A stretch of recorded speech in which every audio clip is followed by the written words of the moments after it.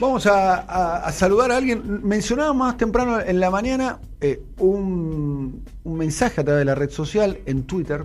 24 de enero, la nacionalización de la agroexportadora Vicentín, que ha defraudado al Estado en miles de millones con complicidad de Macri, permitirá, lo da como un presente, avanzar hacia la soberanía alimentaria y enfrentar la lógica del agronegocio, que es la razón estructural del hambre en Argentina. El autor de este tuit es Juan Grabois y está en contacto con nosotros. Buenos días, Juan. ¿Qué dice, Tonienti? ¿Cómo le va? ¿Cómo anda, maestro? Estamos aquí Bien, con Rulo de la Torre también. ¿Cómo? Con Rulo de la Torre, con Raúl de la Torre. ¿Cómo te va, Rulo? ¿Qué tal? Bien? Bien, ¿Cómo estás, Juan? Muy bien. ¿Cómo Bien. tomaste esta decisión del presidente Alberto Fernández? ¿Fuiste informado previamente? ¿Tenías algún indicio de que podía ocurrir? Mira, el único indicio que tenía es que bueno, los informes de Lozano, que fue sacando sucesivamente sobre lo que fue la estafa, de la que nos enteramos entre diciembre y enero, pero con muy poca información. Digamos, lo que sabíamos era que había habido un préstamo multimillonario, después supimos que fueron varios. Uh-huh. O sea, una cosa muy loca, ¿no? Entraron dólares en la Argentina, que se endeudó, y con parte de esos dólares se financió este préstamo a un privado que ni siquiera lo usó para trabajar, lo usó para fugarlo. Entonces nos empezamos a enterar de eso y empezaron a salir los informes de Lozano y había como un clima de que podía pasar algo, pero la verdad es que no tenía ninguna información previa. Pero la tomé muy bien en términos de la potencialidad que tiene esa herramienta para frenar un poco una ofensiva que hay primero de algunos grupos económicos para cerrar más el mercado de exportación de cereales, ¿no? Pues son monstruos, Cargill, Dreyfus, es decir, son empresas que acaparan alimentación no solamente en la Argentina, sino en muchos lugares del mundo, y nosotros tenemos la paradoja de el país de las vacas, donde los pibes no pueden tomar leche, del país del trigo, donde no se puede comer pan.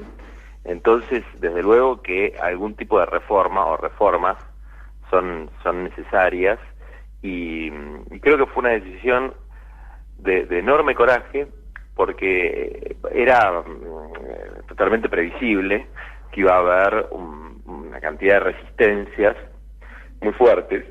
Esto recién empieza, lamentablemente, pero era previsible porque toca intereses muy sensibles y muy estructurales de la estructura de poder real de la Argentina, y yo la verdad que me alegro, porque en este momento lo peor es la inercia, de dejar que el status quo permanezca intacto. Es lo peor que se puede hacer, porque la situación viene muy muy fea para adelante.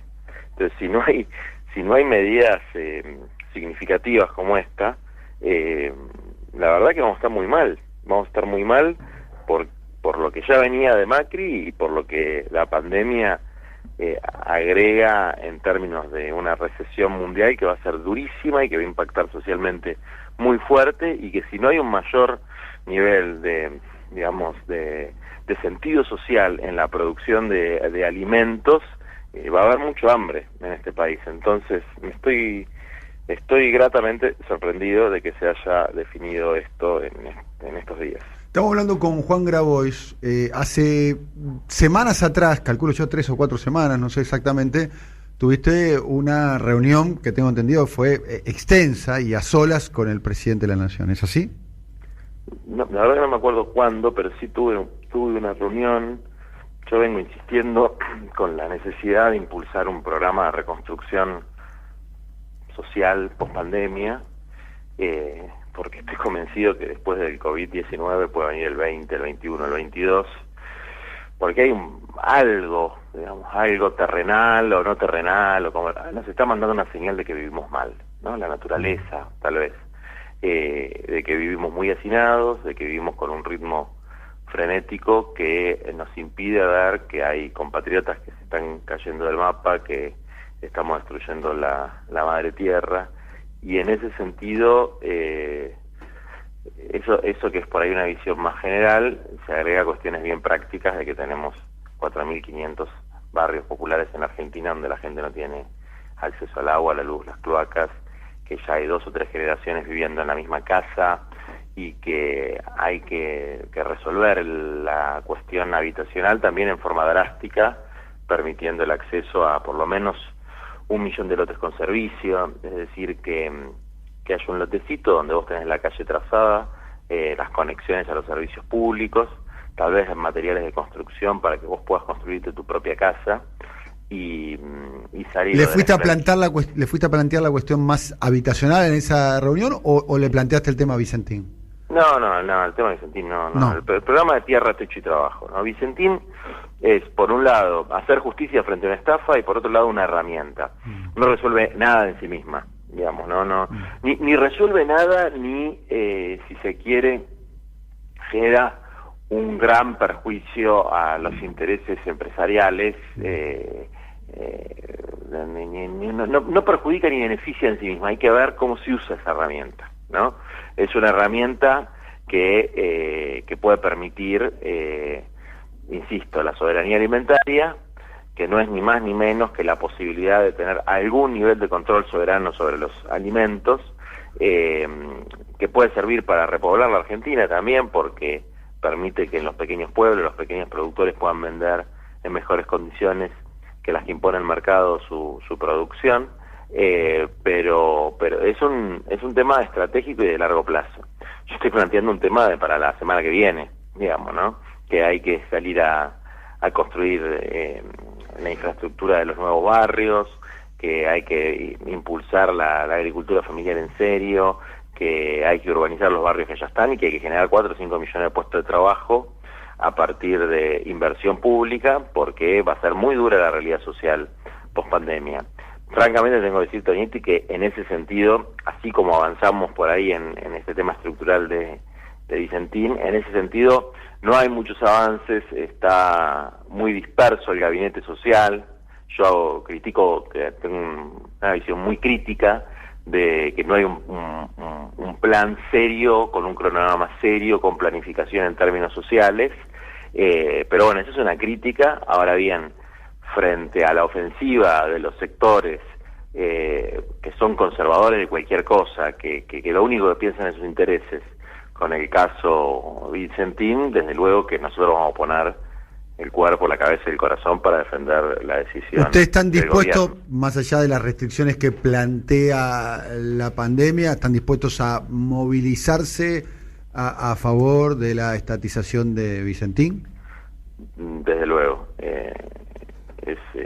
Digamos, muchísimos militantes, no quiero hablar por todos, ¿no? Pero muchísimos militantes vemos la necesidad, militantes y ciudadanos también vemos la necesidad de empezar a tomar medidas serias contra la concentración económica y la desigualdad en la Argentina.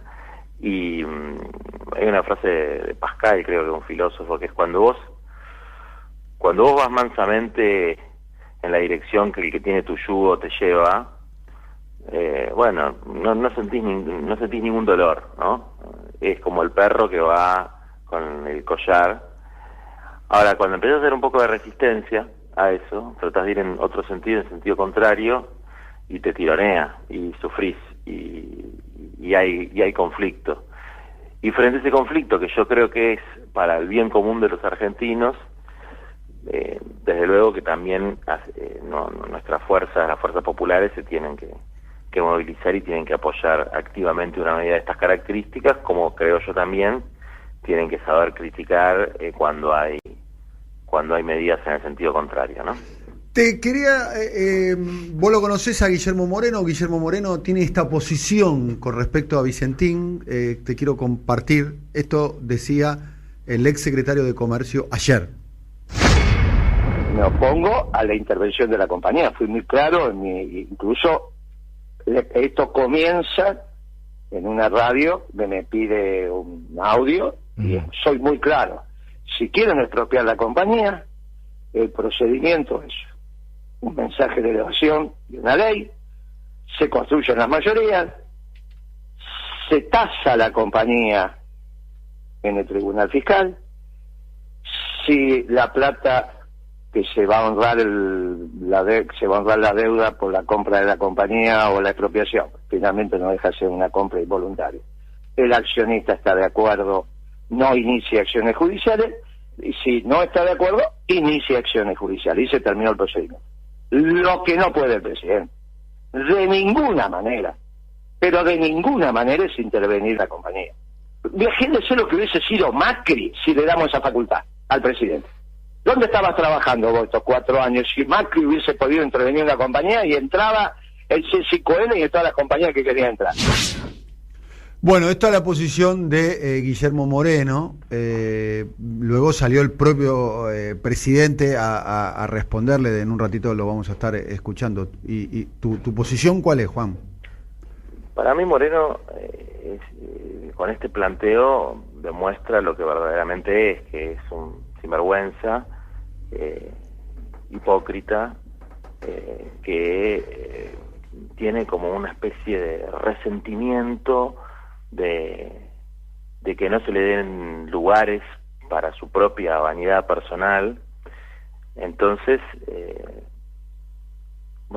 se dedica a trabajar para los sectores que antes decía enfrentar.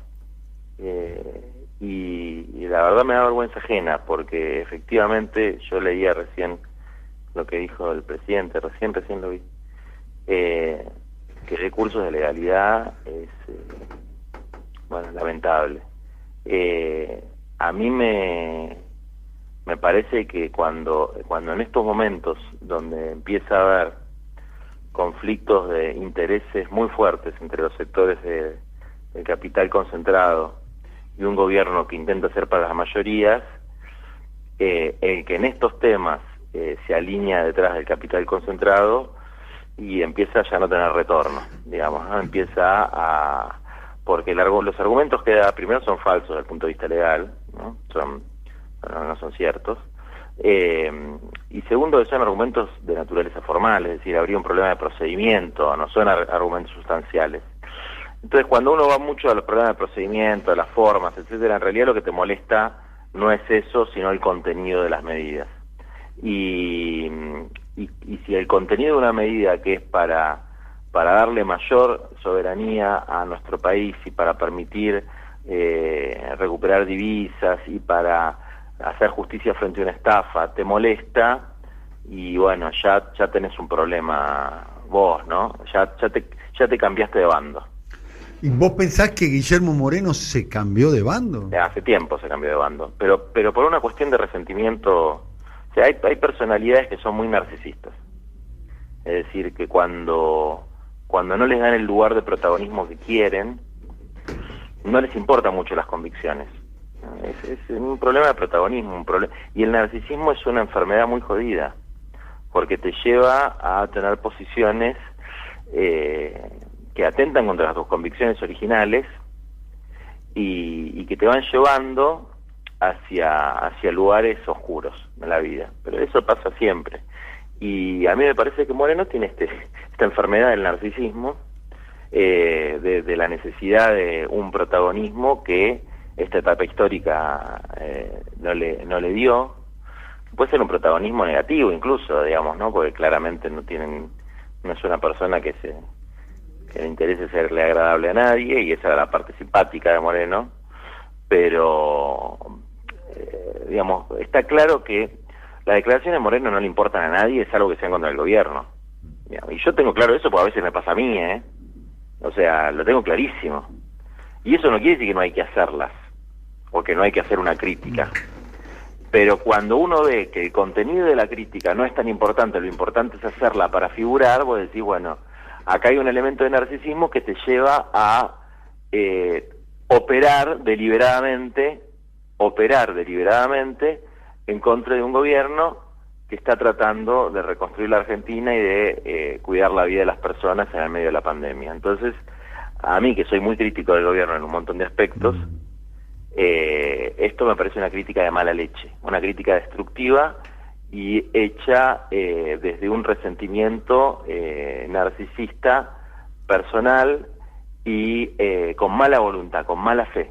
A mí la crítica constructiva me parece importantísima, incluso cuando es dura, que sea muy dura, pero la crítica que es intelectualmente deshonesta e incoherente con la propia historia de uno, me parece que es aborrecible y que la actitud de Moreno es la típica actitud de un traidor. La palabra traidor es una palabra que hay que... Es una palabra muy fuerte, ¿no? Dentro, en la política, en el peronismo, ¿no? Bueno, para mí es la típica actitud de un traidor. Es decir, alguien que por sus intereses personales cambia de bando en un momento crucial. Es una actitud traicionera. Y ha pasado infinidad de veces en la historia. Ve lo que yo pienso. La actitud de un traidor. ¿Alguien podría haberse esperado de Guillermo Moreno ponerse a dar curso de derecho procesal en medio de una confrontación en una empresa agroexportadora, del complejo agroexportador, de lo que fue siempre lo más rancio y conservador de la Argentina, ponerse a dar clase de derecho procesal por eso? ¿Vos te lo esperabas, Toñetti? A mí, del argumento que dio Moreno, Juan, el que menos me cierra es cuando define que el peronismo no es estatista. Dice, los soviéticos eran estatistas, los peronistas no somos estatistas. Cuando uno sí recorre un poco la historia del peronismo, encuentra, ¿no?, en el primer Perón, o en incluso el gobierno que él integró, que es el gobierno de Néstor Kirchner y de Cristina Kirchner, la recuperación de activos del Estado. Estamos hablando de Aguas Argentinas, estamos hablando del Correo, estamos hablando de YPF, estamos hablando de aerolíneas. Me estoy olvidando algunas seguramente. El sistema previsional. Y el sistema previsional. Es tan incoherente, porque así funciona la mente humana cuando vos empezás a buscar argumentos para justificar tu conveniencia y tu ubicación personal. Es decir, cuando coinciden tu conveniencia con tus convicciones, desconfía un poco de tus convicciones y tus argumentos, porque es muy llamativo. Después, el estatismo puede querer decir muchas cosas. Lo estadocéntrico es cierto que no está dentro de la doctrina, digamos que el monopolio del Estado de todo no está dentro de la doctrina peronista, está claro. Ahora, hay una cuestión que es fundamental en la Constitución peronista del 49, que es el corazón, si se quiere, del proyecto de país del peronismo, o en el modelo argentino, que tiene que ver con el control soberano de los sectores estratégicos. Eso, y con la función social de la propiedad. Esos son elementos fundantes del peronismo.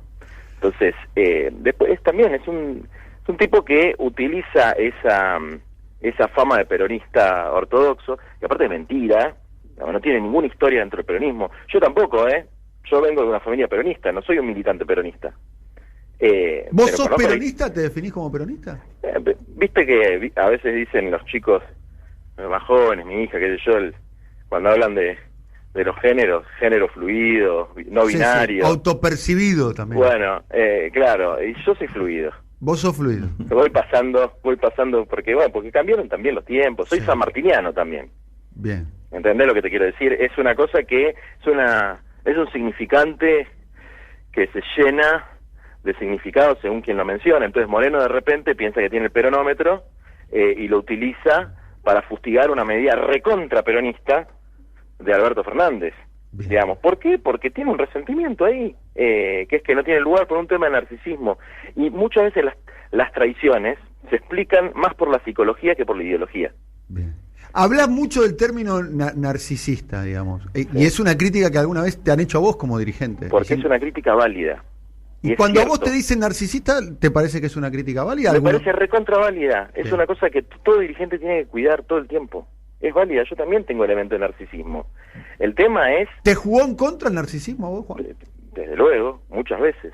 ¿Cuándo? Danos un ejemplo que haya sido público, así lo podemos reconocer. Que vos decís, la verdad que acá me fui al pasto. Mira, por ejemplo, un ejemplo típico es cuando vos te victimizás, ¿no? Bien. O sea, cuando vos pasás a ser el centro de la cuestión. Bien. Y no el problema que vos estás tratando de resolver. Entonces a mí, como me pasó en la época de Macri, que me metían preso, que me amenazaban o cosas por el estilo, y te volvés un poco autorreferencial y empezás a pensar que el problema lo tenés vos, cuando en realidad vos estás luchando por otras personas. Tenés un protagonismo excesivo, digamos. Exactamente, tenés un protagonismo. Entonces, como yo soy consciente de eso, que es un problema, ¿cómo se llama? La lucecita roja de la cámara. Sí.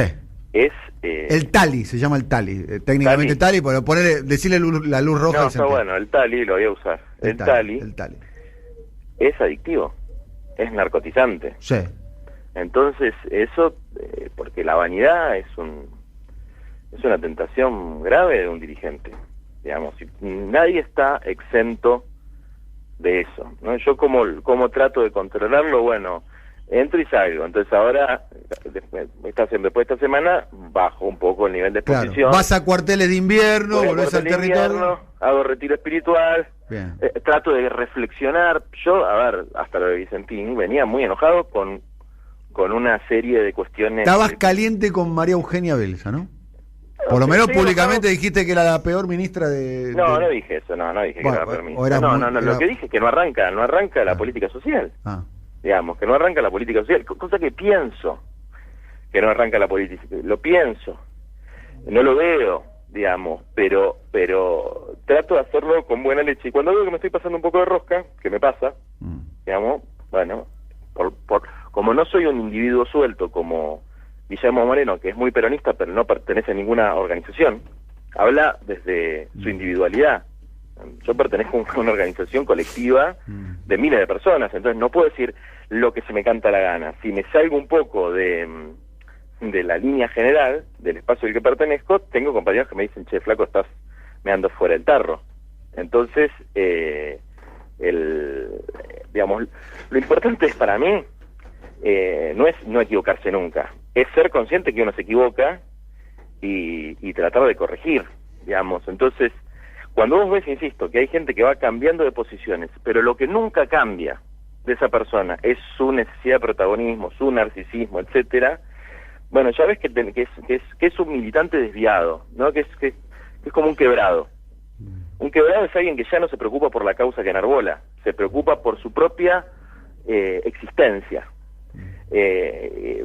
Hay muchos, digamos, ¿no? El sistema quiebra a la gente. Este sistema, sobre todo el sistema, tiene la capacidad a través del sistema de comunicación de ablandar a la gente. Hay mucho síndrome de Estocolmo en la política. Es decir, el tipo que te martiriza en el medio de comunicación, vos tratás de hacerte amigo ¿no? Porque como que ya te cansaste de que te peguen, y entonces eso ha pasado mucho, le ha pasado a la Nata, por ejemplo. La Nata es otro ejemplo de traidor a sí mismo, a sus propias convicciones, digamos, ¿no? Le ha pasado a muchos personajes que se caracterizan por este rasgo de un narcisismo marcado y inconsciente, es decir, que no pueden controlar, que no toman dimensión de a qué nivel de degradación los ha llevado su propia vanidad. Bueno, vamos en una clase de psicología barata. No, me parece que estás haciendo muchas referencias también quizás a cosas que pudiste reflexionar vos, ¿no?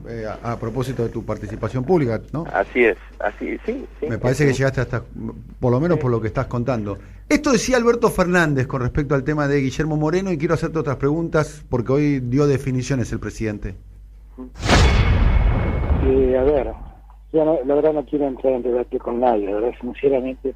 Celebro que se preocupe por eso, realmente le quiero a Moreno que se preocupe por la legalidad antes que entre con guantes de box y matones a una asamblea. Celebro que se preocupe por la legalidad. Quiero preguntarte, porque dejó otra frase que, dicho sea paso, destacó el diario Página 12, donde trabaja nuestro amigo Rulo.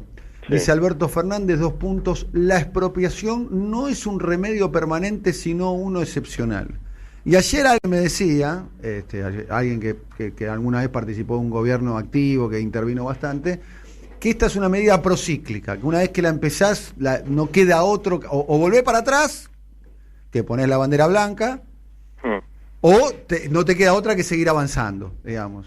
Que son una medida procíclica, que no es excepcional, digamos. Como lo fue de alguna manera el kirchnerismo cuando empezó a afectar intereses, digamos. No es que es esta y acá quedó, que en el futuro probablemente haya otras maneras de intervenir del Estado. ¿Cuál es tu opinión, tu reflexión? Dos reflexiones, ¿no? Primero, el tema de los guantes de boxeo. Bueno, aparte de que creo que fortalece mi argumento, pero las batallas hay que ganarlas. Moreno encarna derrotas, es decir, era el que salía a hacerse el malo con el campo y perdía, como en la guerra, el que salía a hacerse el malo con Clarín y perdía como en la guerra, el que salía a hacerse el malo con papel prensa y perdía como en la guerra, es decir, era un compadrito, que después no le quedaba otra que hablar de manera grandilocuente, porque no ganaba las batallas que encarnaba, no las ganaba, las perdía. En términos de lo que vos decís de avanzar, retroceder, yo no sé si la expropiación es algo que se va a repetir. La verdad es que no creo, no creo que ese sea una herramienta. Ahora, lo otro que creo entender en el concepto que vos planteás es que, desde luego, una vez que empezás a enfrentarte a los intereses concentrados, después de la confrontación, es como vos decís, o sigue para adelante o vuelve para atrás. Ya no te puedes quedar en la comodidad del status quo. Entonces después, empezar la batalla para perderla, por eso te tomo el caso de Moreno, empezar la batalla para perderla no tiene ningún sentido. Entonces es verdad, ahí hay que reforzar y decir, bueno, se tomó una decisión, se marcó un rumbo, hay que ir para adelante en ese rumbo, y si hay que morir con las botas puestas, hay que morir con las botas puestas. Pero hay que ir para adelante en ese rumbo, no vas a retroceder cuando iniciaste un camino, que es un camino que no perjudica a nadie, salvo al 1% que representan los intereses concentrados de este país, digamos, ¿no? Sí. Entonces hay que también hacer un laburo de pedagogía al interior de los sectores que acompañaron el proyecto del Frente de Todos, que esto es una de las medidas que con mayor claridad refleja el proyecto que encaraba el Frente de Todos. Juan, quería preguntarte, Rulo, te habla. Hola, Rulo. Con respecto a esto que estás diciendo, yo tengo la sensación, no han pasado todavía 48 horas del momento que se hizo el anuncio el lunes, y aparecieron una serie de propuestas es como que se hubiera abierto la sala de debate sobre el tema, y empiezan a aparecer ese tipo de propuestas que le empiezan a dar contenido a la posibilidad que abre el tema Vicentín. Propuesta inclusive de cooperativas agrarias que quieren participar y ser una sociedad mixta, otros que los involucran a ustedes mismos, como la propuesta de Enrique Martínez, diciendo que en esto la CETEP también tiene que participar, porque esto es una posibilidad también de generar trabajo, generar soberanía alimentaria y hacer un proyecto mucho más con mucho más músculo con esta posibilidad que se abre. ¿Cómo ves eso? ¿Ya haya habido algún tipo de interconexión entre estos sectores como para decir, bueno, vamos a hacer un proyecto en serio sobre el tema Vicentín? Mira, yo creo que en esa parte es en la que está floja el gabinete. Es decir, en la parte de integrar a los sectores populares organizados, no a los dirigentes. O sea, no, ya todos tenemos nuestra fotito con Alberto, nos reunimos, hay compañeros que tienen cargos, ya sabemos que nos quieren, digamos, no necesitamos más mimos. Ahí sí.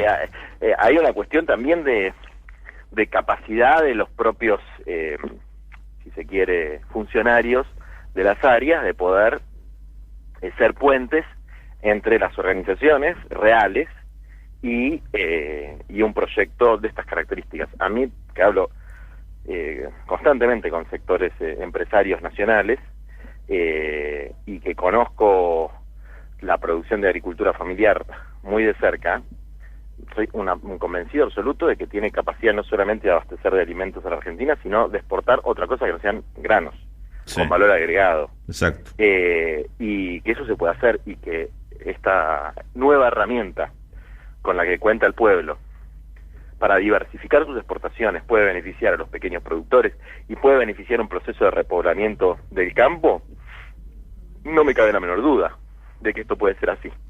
No me cabe la menor duda. Es decir, ojalá sea el inicio de un camino para hacer reformas profundas en la Argentina. ¿Y hay posibilidad que eso se impulse desde los propios sectores que están trabajando en esto, aunque no sea el gobierno el que tome la iniciativa? Y sí, eso es un poco lo que estamos tratando de hacer, digamos. Pero después, bueno, ahí se necesita, aparte de organización popular, o sea, ¿qué es por lo menos lo que aprendí yo, ¿no?, del peronismo? Es la comunidad organizada, con un Estado que le da mayor poder, mayor visibilidad y que le permite planificar. Sí. O sea, el rol del Estado es poder planificar y darle una orientación a la comunidad organizada, que incluye el sector público, pero también incluye el sector social y el sector privado.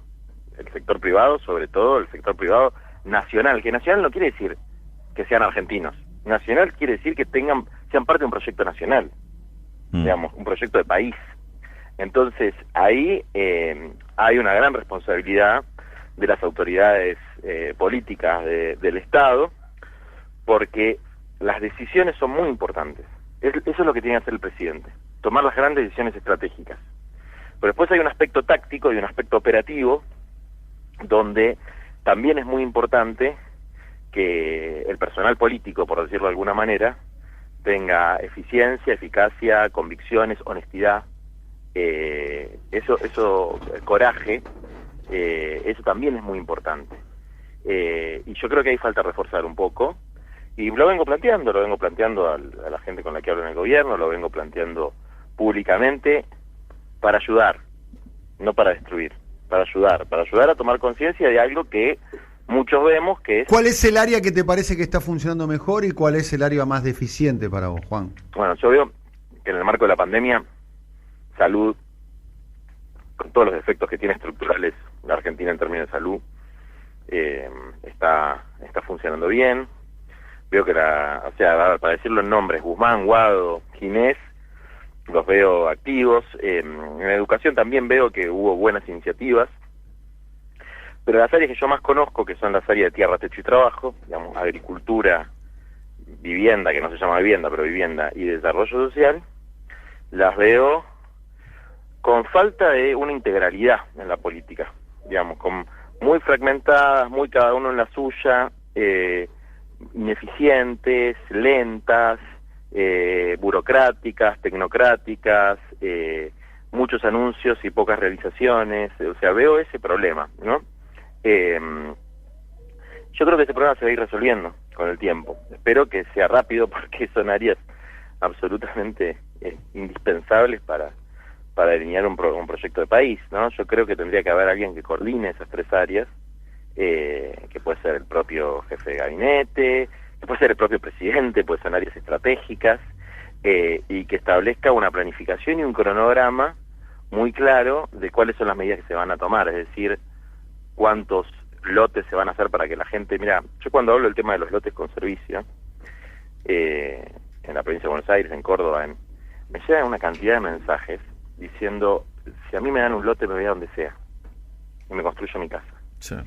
Me voy a donde sea, yo quiero tener un lotecito mío, estoy cansado de pagar el alquiler, no me alcanza para el alquiler y me gasto toda la plata del sueldo en el alquiler, que sé que no es nada, entonces trabajo para pagar el alquiler. O gente de las barriadas que dice, ya no quiero vivir más con mi mamá, con mi abuela, con mi bisabuela, ¿cuánto vale la cuota? Digamos, entonces ya casi que no lo quiero decir más porque parece que tuviera la solución, digamos. Pero si a las familias jóvenes le das un lotecito, pero van y se van construyendo su casa y lo van a hacer, y van a hacer una casa linda porque van a tener bien trazadas las calles. Bueno, yo sueño con esas cosas y creo que son sueños posibles, son sueños realistas, digamos, ¿no? Con el tema de la producción popular, en términos de reciclado, en términos de confección, de costura, es una cosa que funciona. Lo que hay que hacer es dignificarla, es consolidarla, es decir, si la capacidad que tiene el Estado para planificar, organizar y financiar, y controlar también, y la capacidad que tiene la comunidad organizada para crear, y se combinan, se pueden hacer un montón de cosas en bien de la gente, que obviamente también implican tocar determinados intereses, ¿no? Porque el financiamiento de mucho de esto tiene que venir de divisas, de las exportaciones, que son patrimonio del trabajo colectivo de los argentinos. Porque esta idea de la divinización de la propiedad privada, de que la propiedad privada es un derecho absoluto. No hay derechos absolutos. Todos están en función social. La libertad individual también, que es mucho más valiosa de la propiedad ¿Qué título privada. tiraste ahí? Te van a tirar con de todo, ¿eh? La propiedad privada no es un derecho absoluto y la divinización de la propiedad privada. Yo coincido, está claro, digamos. No, pero aparte no es no es Marx, es la doctrina social de la Iglesia. Sí. Claro. Digamos, o sea, es el catecismo. Mucho de esto va en la Iglesia, digamos, agarren el catecismo, lo dice explícitamente. No lo dice el Papa Francisco, se dice desde la Rerum Novarum, eso es una cosa de sentido común. La libertad individual también tiene limitaciones. Y es un derecho mucho más importante que el de la propiedad privada. También tiene, por ejemplo, nos enteramos hace un par de meses que, bueno, por ahí no puedes viajar al exterior cuando vos querés. Porque por ahí hay un problema sanitario que es de mayor, o no puedes salir a correr cuando vos querés, aunque es un derecho que vos tenés, pero es un derecho que no es absoluto. Es un derecho que se limita en función del bien común. Bien. Juan, terminamos Bueno, el programa, justo a las 12. Un abrazo grande, gracias Un por el abrazo, intercambio. nos vemos. Un abrazo. Bueno, Juan Grabois, conversando